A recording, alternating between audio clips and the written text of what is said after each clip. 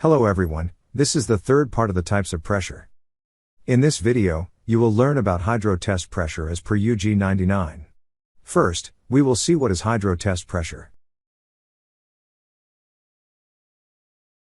The hydro test pressure is an opportunity to check the leak tightness of mechanical joints such as flange joints, threaded connection, and fittings in instrument tubing. It is the actual pressure the vessel is tested at. As per ASME requirement, the hydro test pressure is 1.3 times the design pressure. We will discuss it in detail further in the video. Let us take an example regarding this. If the design pressure is 100 kilopascals, then the hydro test pressure is 130 kilopascals. Therefore, the rule is called the 10 by 13th rule. It is 130% more than the design pressure. It is the maximum pressure that a vessel undergoes throughout its lifetime.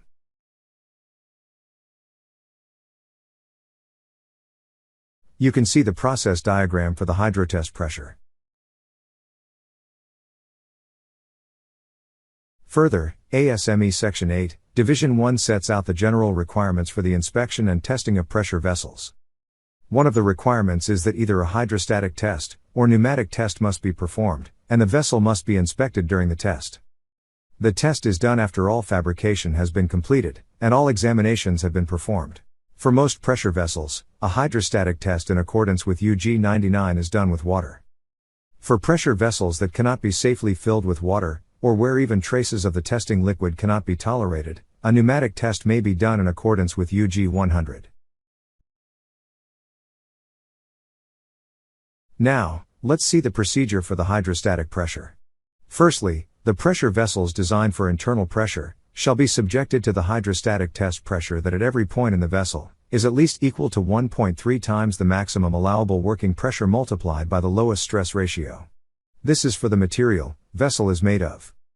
The first formula we use the most because sometimes the design pressure is equal to the maximum allowable working pressure.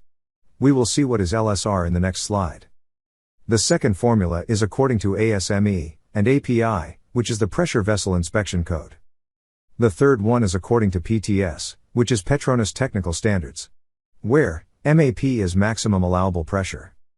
Now, UG 99, Endnotes 36 tells that the maximum allowable working pressure is assumed to be the same as the design pressure, when calculations are not made to determine the maximum allowable working pressure. The hydrostatic test pressure reading is adjusted to account for any static head conditions depending on the difference in elevation between the chamber being tested and the pressure gauge. Now, let's see the hydro test pressure calculation at site and shop corroded condition. The formula is pH equals to 1.3 times the maximum allowable working pressure into lowest stress ratio. If the end client or the equipment owner does not specify the maximum allowable working pressure as the design criteria, then we may select the UG 99B, Endnote 36.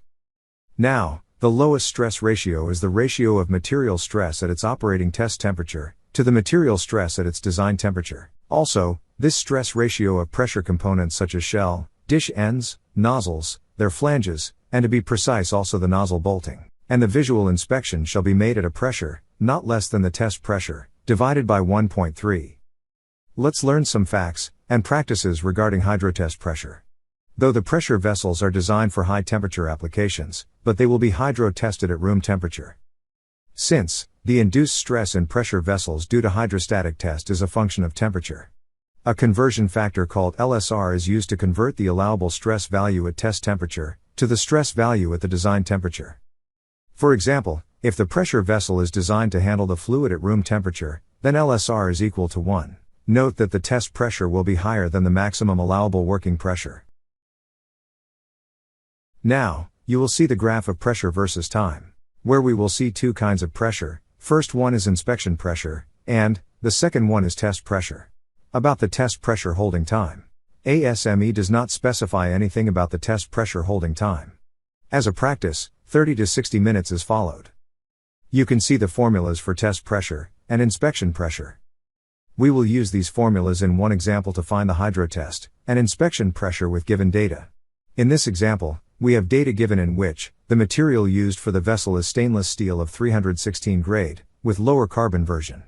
Sometimes it can be referred to as A4 stainless steel or marine grade steel.